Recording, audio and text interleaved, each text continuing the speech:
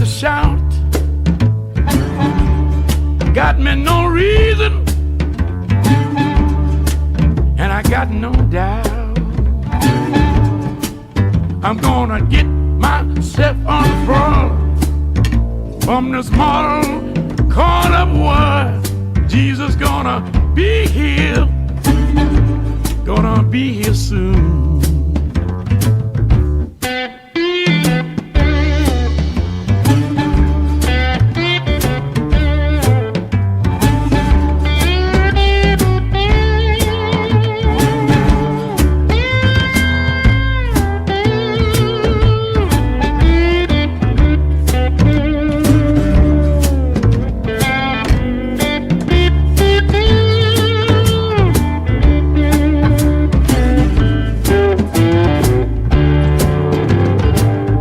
Got to keep my eyes wide open. I just love the song.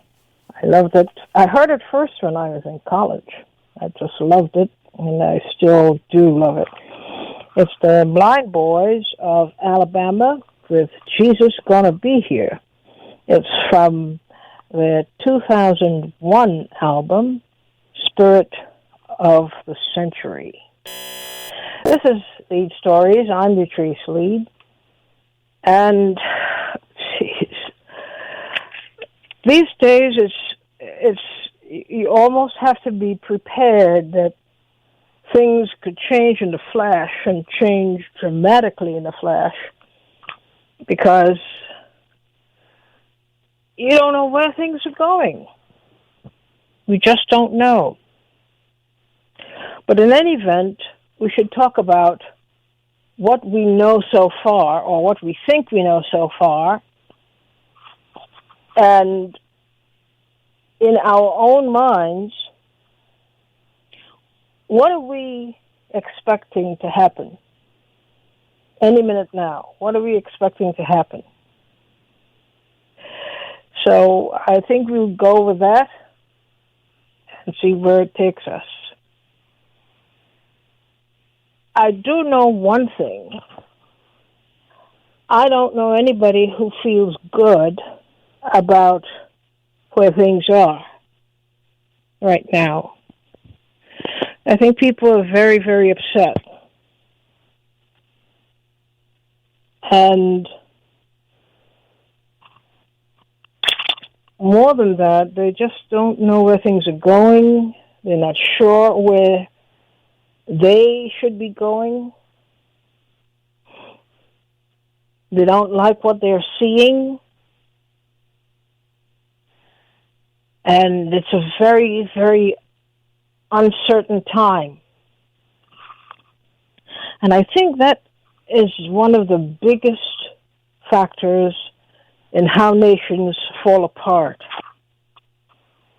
The uncertainty is in the not only what is going on, but the uncertainty transfers to the self. You know, you begin to doubt yourself because you don't know what you should believe in anymore. The things that you used to believe in no longer seem to have value. A whole different set of rules now applies, and you're confused because the things that you were taught to hold dear, people laugh at you when you start, talking about these values, they're nowhere to be found. They're useless. Nobody adheres to them anymore. And they just help to create in a society like ours.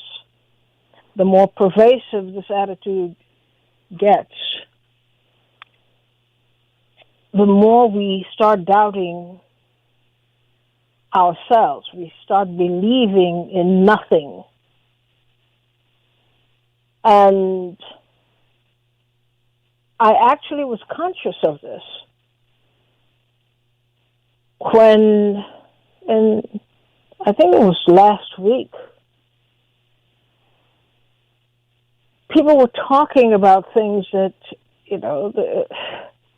do people believe these things anymore? Do you believe in honor? Do you believe in justice? Do you believe in honesty? What do you believe in anymore?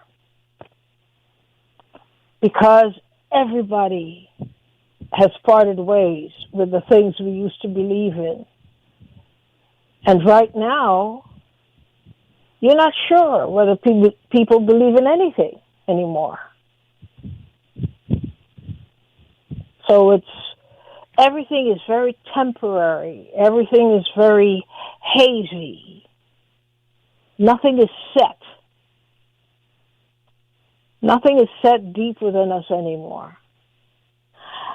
And it's okay to not believe, or it's okay to be extremely shifty, because that's the way everybody has become. You cannot even dare think that you share certain belief systems with other people in your society anymore.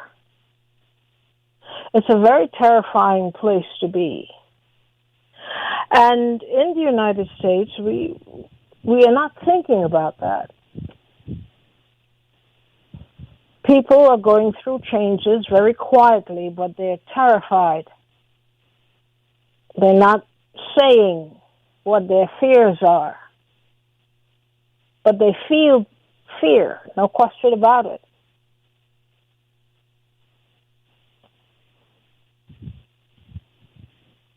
So we are making things up as we go. And this is the one thing that I think Donald Trump signifies. A society in such flux. Everything is in transition. Nothing is fixed. You can't believe what he says. The president of the country. You cannot believe what he says. And even though he's lying to your face, he has absolutely convinced himself that this is what the country needs right now. He needs this flexibility. He justifies dishonesty. He justifies the lies. He justifies the temporary nature of everything. So when you are in a world like this, and you've been taught, you've been raised with a semi-permanent sense of values, in some cases, permanent sense of values. And then everywhere you go, the rules not only are changed, but they can be changed. The rules can be changed. And you become used to the idea that nothing is fixed. There's no fixed position in life. It is what it is for the time being, and everybody adjusts to that way of thinking. I do what I have to do to get by. If I get by, then that's how it's supposed to work.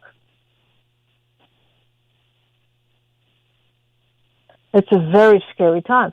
And, psychologically, we accept the validity of this idea. If a thing is not helping us get to where we want to go, we are now at the point where we start blaming ourselves. It's not the values. It's not that these values can change at any moment. The rules are so different. And you do what you think you need to do. Everybody is doing it to get by. And we now have more and more of the world slipping into this space. There are no set values. There's no set morality. There's no set way of doing anything. And you make your own rules. If you can do that, then that's the new norm. The new norm is you're free to do whatever it is you can do, or you see that you have to do, to get what you want. It's a very scary time. And that in part explains why we accept Donald Trump. We know everything he says. Everything he says should be questioned. Practically nothing he says is to be accepted as is. But still, in this world that we're living in, it is acceptable to have someone like that as a leader. I am the country. I am the power. I am crazy, but you'll accept that. Why? Because along with this incredible insanity, we see how they get along. We see how they just bend the rules to the extreme and make the unacceptable acceptable. They pay no price. We don't see them paying a penalty for breaking rules because there are no rules. You make your rules. And there's a whole new set of rules about rules.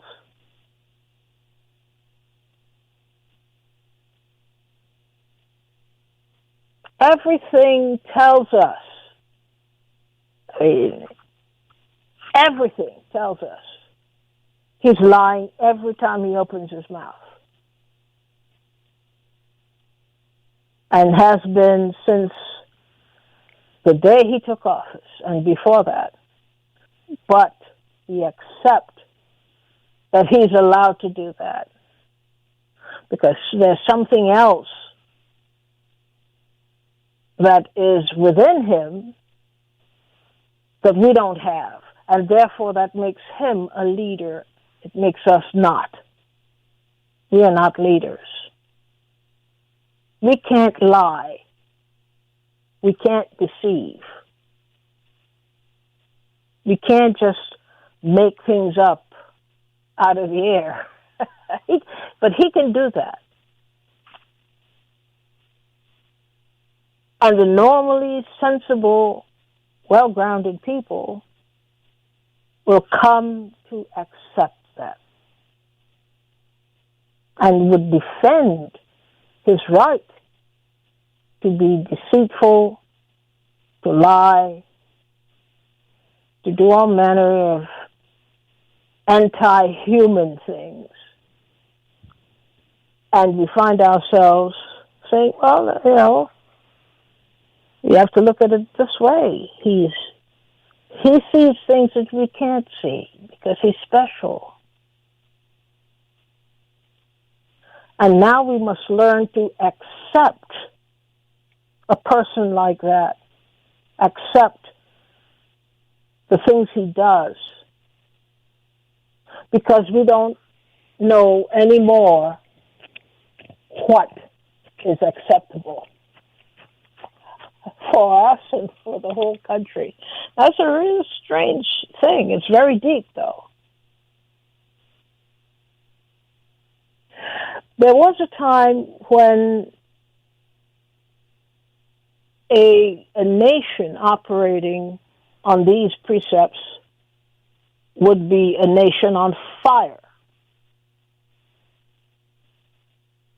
because they simply would not accept these kinds of behaviors. They wouldn't accept what this kind of power is demanding that we do accept. So we don't have a fighting spirit anymore.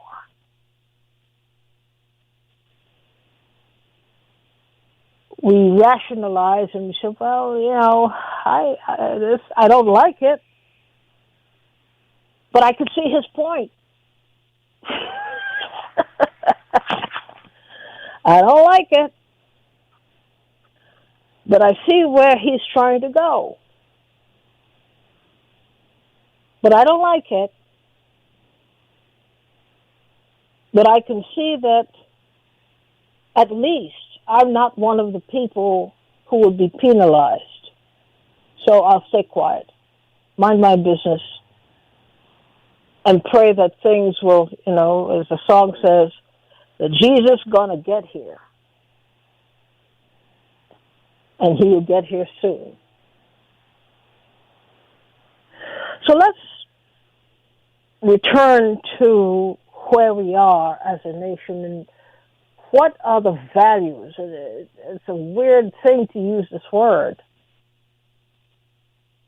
because you can debate that there are no such things as fixed values anymore.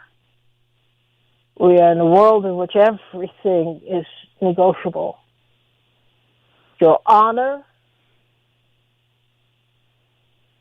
your sincerity,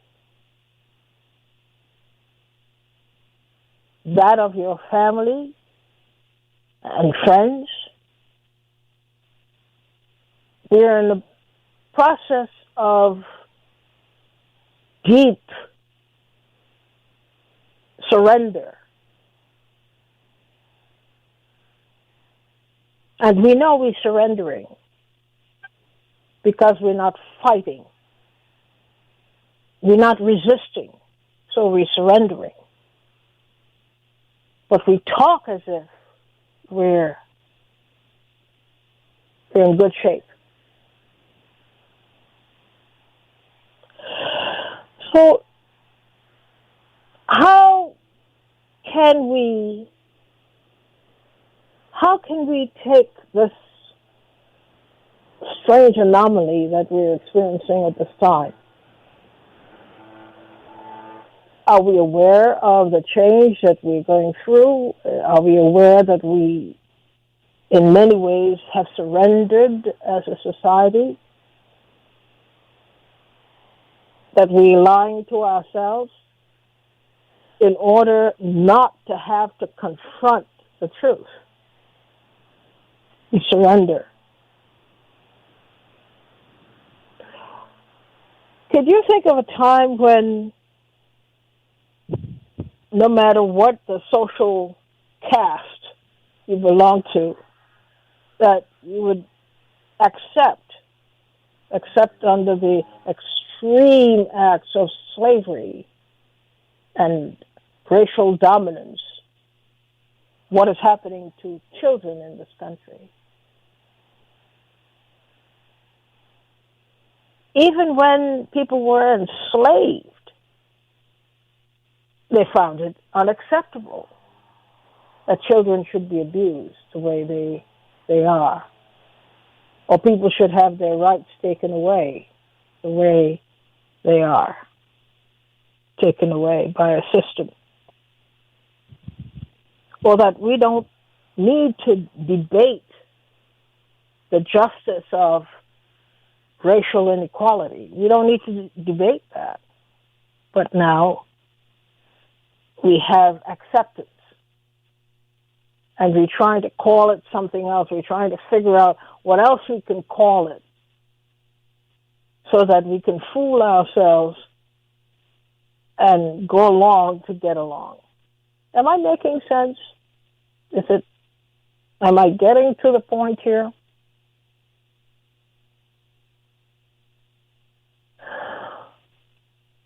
We lost two very dedicated Congress members within a week.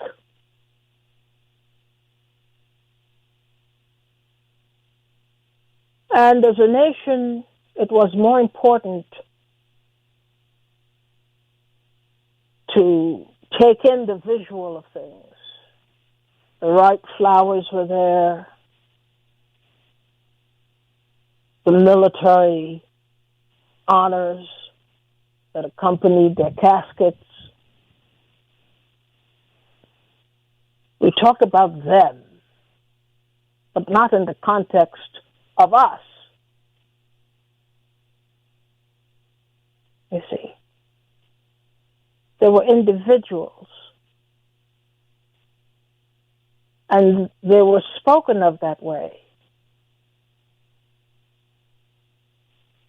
Their personal achievements.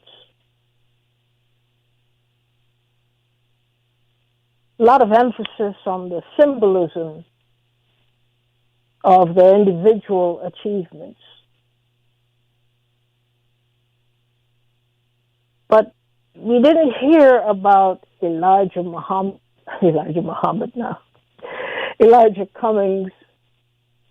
We didn't hear about Elijah Cummings, the warrior, fighting for everybody. That was not a central theme.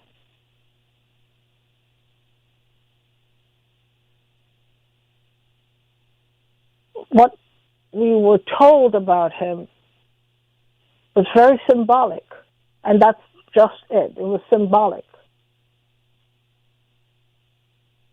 He was being praised by the people he had to fight.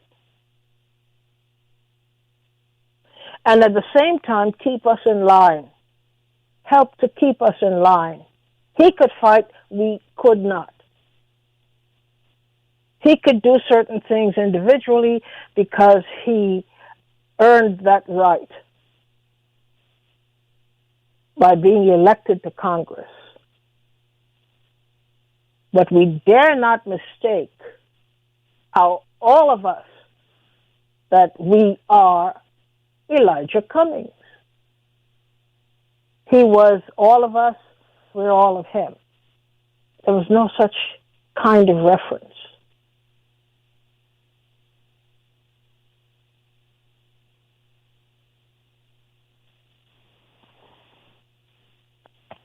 And so we go on, and we have joined the enemy. John Conyers, the longest-serving African American in Congress, dies at age 90. But we didn't hear about John Conyers as a warrior. We heard about him in very polite, hushed, polite terms. We heard of how well he dressed. We didn't get descriptions and the details of a full-on battle with Conyers representing the people against a system.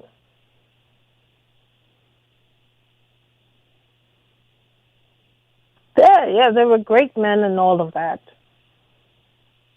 But they were different. They're not of us. And yet there are many of their traits that we should emulate. But we're getting the signals from that system that they've dealt with them already, and now they're gone. So let's see what's next.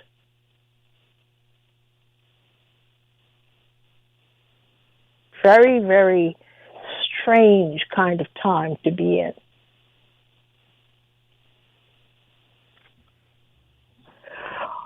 All right.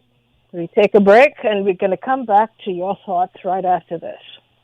Place better than the way I found it was. Jesus gonna be here. He's gonna be here soon. Jesus gonna be here. Gonna be here soon.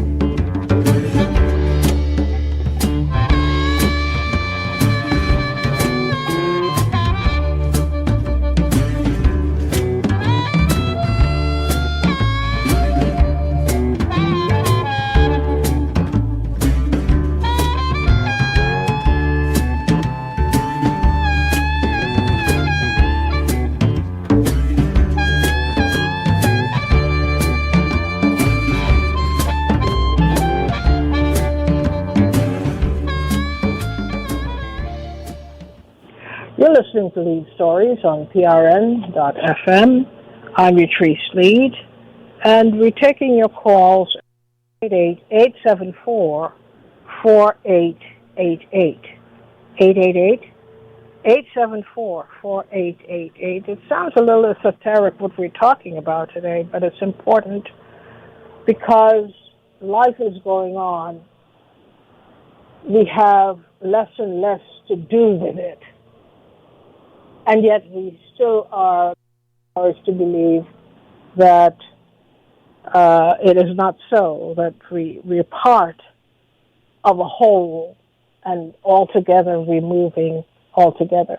You're on the air.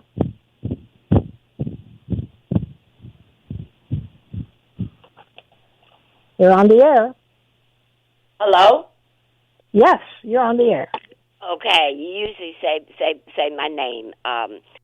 Yes, I should explain what is going on. I'm utilizing a different method for today as we pay attention to sprucing up some technical things, but we're getting to it. And this is just a temporary way of us doing the program. So, yes, go ahead. Yes, thank you so much. I think you have something in terms of what you were saying at the beginning. And if we're not, if somehow we can hold on to our principles, we certainly see what you're describing is all around us. You know, people that we thought to be friends and acquaintances, we're seeing all kinds of bizarre and strange behaviors. So I think you got something there.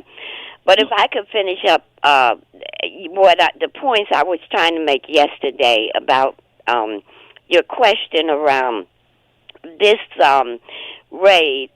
First of all, you really got it when you say that every time he opens his mouth, you know, it's a lie or some sort of a fantastical phantasma. Because when reporters asked the head of the chief of staff, I think it's Mike Milley, and also the Secretary of Department of Defense, they might as well call it the Department of War more accurately, they had no idea of how Donald Trump knew that al-Baghdadi was whimpering and crying. First of all, there's no audio. And secondly, anybody who straps on a suicide vest and is willing to detonate, they're usually thinking they go into some sort of glory in terms of that mindset. So that was all nonsensical. Another point I want to make is that it's interesting that he had to thank the Kurds, although he somehow Russia was the first one there, which is kind of bizarre. But the Kurds who were abandoned and betrayed, they continue to cooperate, as I understand, because they actually, to the last, they actually, help with pinning down Baghdadi's location. So it's just, all of this is just so stunning. But also, too, one of the things that you're not going to be hearing about in the mainstream or most media is how ISIS, ISIL, Daesh, Al-Qaeda, how they even came about. If you recall, before September 11th, 01, you had never heard of those groups. Those groups were a direct result of the global, George Bush's global war on terror. And what if we look at it with any degree of perception was an event that happened on September 11th, 2001 that just, that is not what they told us it was. I mean, those so-called alleged 19 Muslims, they did not have any technology and any way to put any technology in place that brought those buildings down and this show that they gave us at the Pentagon, et cetera, et cetera. And as to my last point around this is that as to what happened, that's a good question, because if you think about it, about Osama bin Laden, can we believe that he was taken down in 2011? I don't think so, because if you recall, Madeleine Albright, she was the former Secretary of State, and another high-level male person who I'm blanking on his name, but some years before 2011, they actually came out and they said that Osama bin Laden was dead. If you recall, he had Marfan's disease, I think it's called, very serious, severe kidney situation, and during that event of September 11th, 01, he was in the hospital being visited by some U.S. personnel. I can't remember all the details now, but that's the same Osama bin Laden that we saw in different videos as different people, and who was Tim Osman as a CIA asset. You see, so but, I don't want to get too deep in that part because we really don't know. There are lots of facts, as they would like us to believe them to be. There are lots of pieces of knowledge out there, and we really don't know how they. But when you say we don't know, there's certain things that we know that. Okay, so if they tell you the impossible happened, okay, then that means that you're not being told the truth. Okay, and it's true that he was known as Tim Osman, a CIA asset. When we saw the different videos, you remember one video was with a dark-skinned Osama bin Laden? Yes, I mean, there's certain things that it's true that we don't know. But that was all part of a whole other plan, a whole other parallel existence. And so we cannot place much credibility in what we were told. We just can't. And we have to accept that we probably will never know the truth of certain things, because people who really understand how these things are done were the ones in charge of it. So the reality that they presented us, the narratives that they created and presented us, we should have little or no trust in it. Well, I agree with that.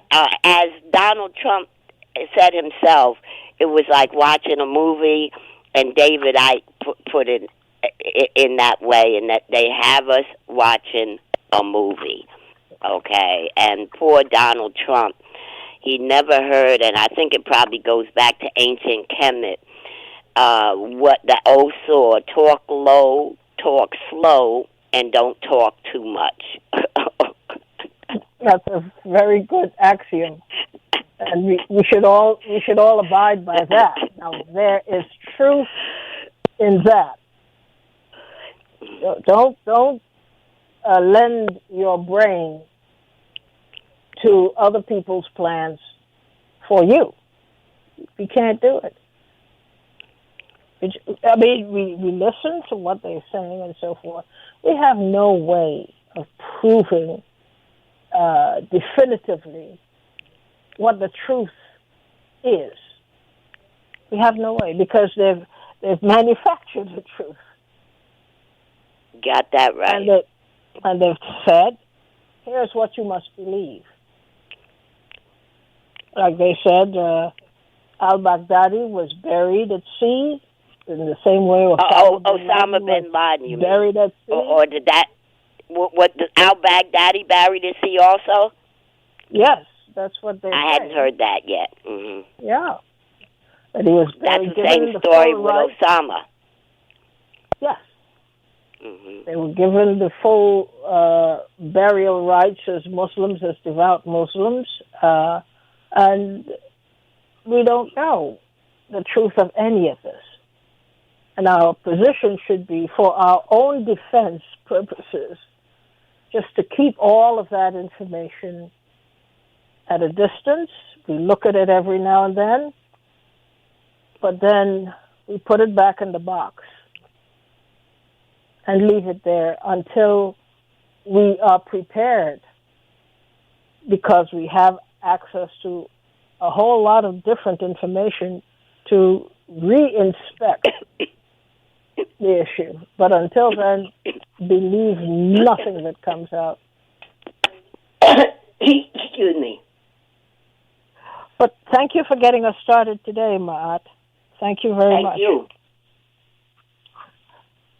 Hello, you're on the air. You're listening to Leid Stories.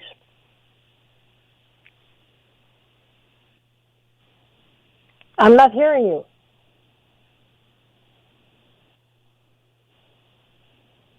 Okay. Well, that's the point. The point is that we have, in any event, no matter how you look at it, the only people you can rely on, really, the only person you can rely on is yourself. You can rely on that. But they worked so hard to erode confidence even in that you can't trust yourself about yourself. Many of the subjects that we have discussed on the program are from a common sense point of view. And you can see the logic of the reasoning. It makes sense. We're not presenting clinical evidence, and we're not in that business.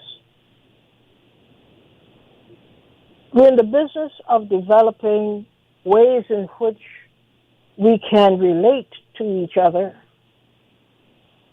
and have a basis for operating jointly on particular issues with a belief system informed by reasonably intelligent ways of thinking.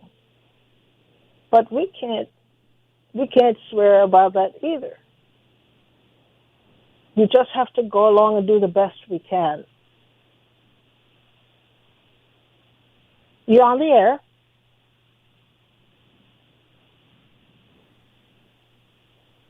See, I can't see my screen. Yes, you're on the air.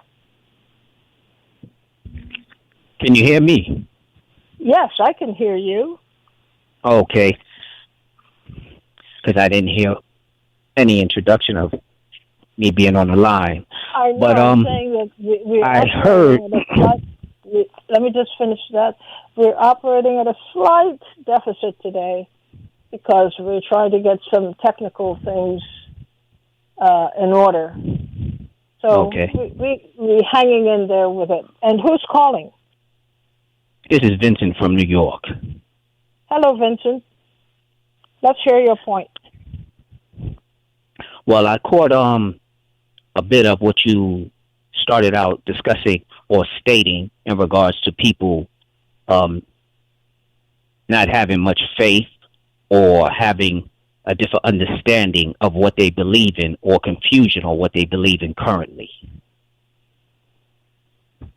If they feel what they're seeing within the society that they engage in or in their surroundings is not in accordance to what they believe in or is in balance to how things in nature they interact with are unbalanced, well, it has to come to a point to their understanding. They might have to look within themselves and see that they must take time to see how they can balance things out from their perspective without any help from anyone else at that time. That's a point where they might have to do some looking within themselves, where some might say introspection, and try to understand what they dealt with in the past and were told to what they are dealing with currently in reality within their life. Some might say do for self. And within your spiritual beliefs, you must try to possibly do for self in the most positive way that you can from where you are.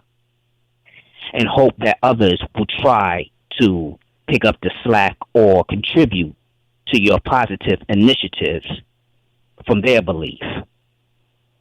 Because just espousing your belief without showing it through action might not be good enough for those who even espouse their belief to self-motivate you.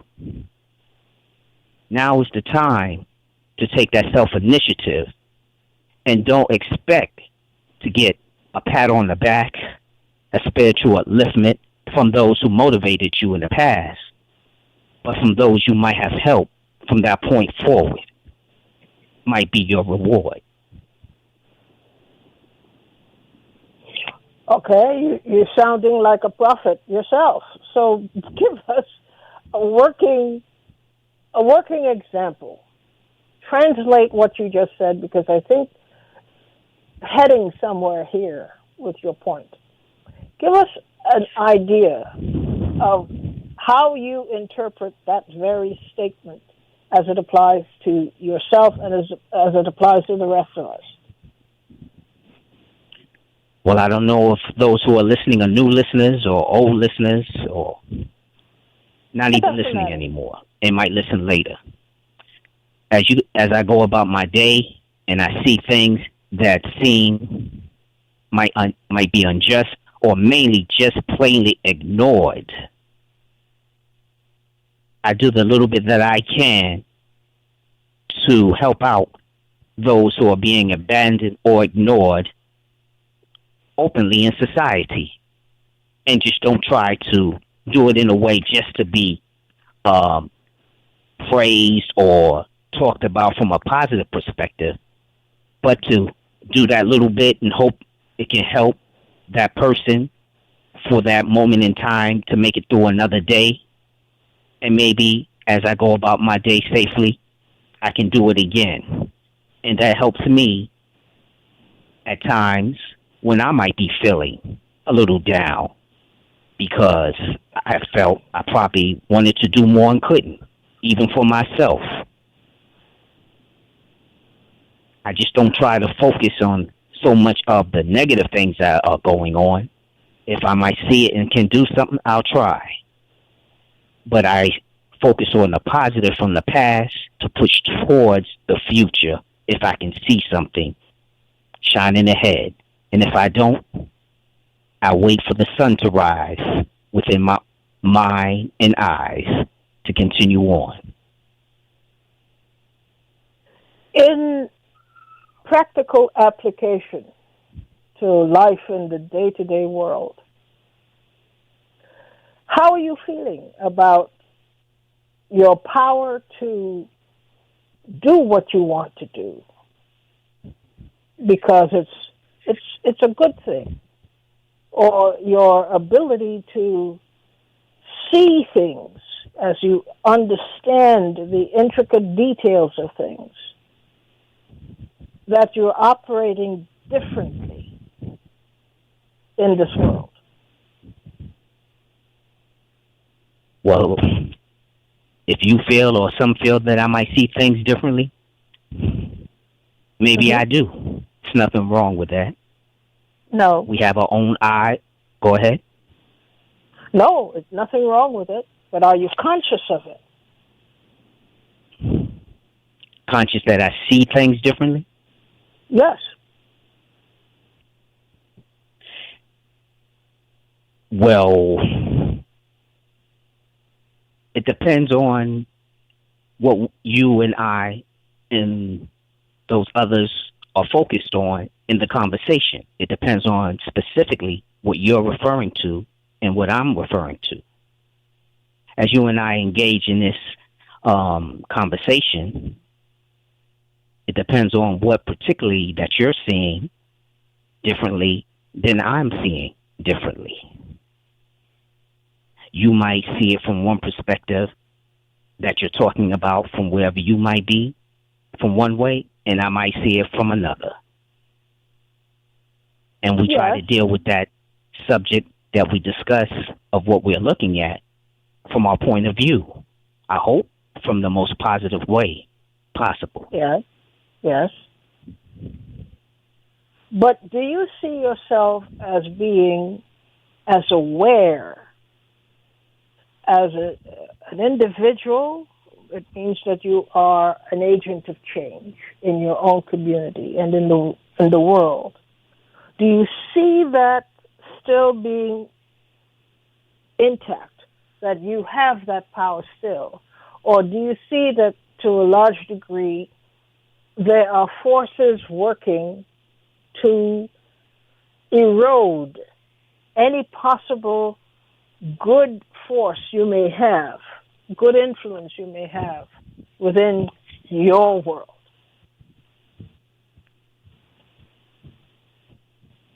Well, it depends on what you mean, my world, in comparison to your world or the world of the listeners to our conversation. I think everybody, don't you, to some degree, we have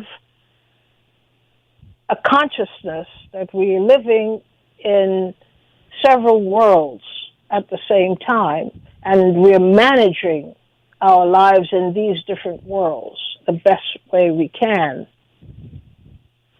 Although we don't live, we're not conscious of the fact that, well, I'm in this world now, and when I'm home, there's another world. And when I go to church or mosque, there's another world. That we are really, we are bouncing in and out of different worlds all at the same time, each having their own demands if we are to be participating fully in these worlds. Are you confident that you're navigating your worlds, plural, as best you can, and that you have the ability to create change, beneficial change in each of these worlds as you go along? Well, if you feel that you can, possibly I feel I can. Mm-hmm. There's only one world. There are different experiences within this world that we live in. And I'm talking among the physical living. We have different experiences within the society we interact with from what we bring from where we came from in a different part of this planet. So you might be on one part of the globe, I might be on another part. And as you travel and you interact with people, you get different experiences. And those experiences shape your mind and your way of life as you go forward. And you try to bring the positive experiences from your most recent and distant past with you to continue on.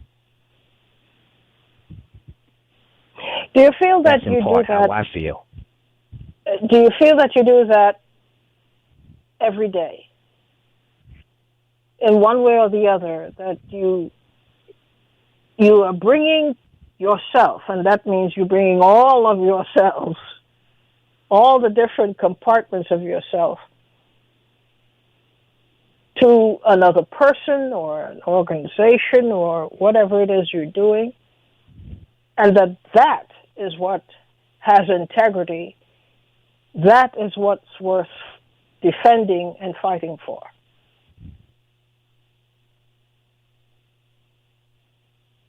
While I wouldn't try to answer that question completely right now, but what I would say is, in part, I try to bring the spirit of myself with me, because everyone does, in the most positive sense wherever I go. And my life experiences with me in the most positive sense wherever I go.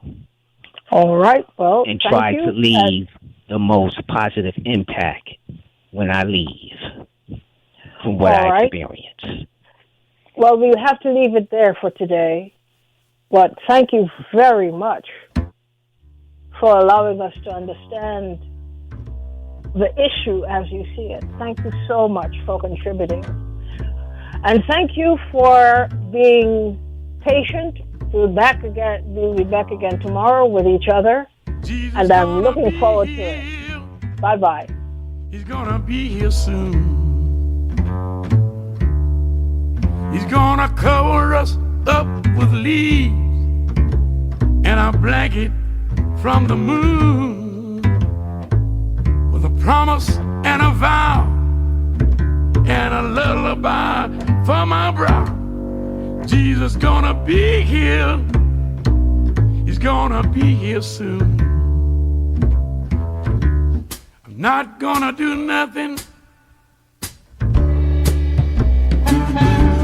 I don't have to shout. Got me no reason, and I got no doubt. I'm gonna get myself unfurled from this mortal caught up world. Jesus gonna be here soon.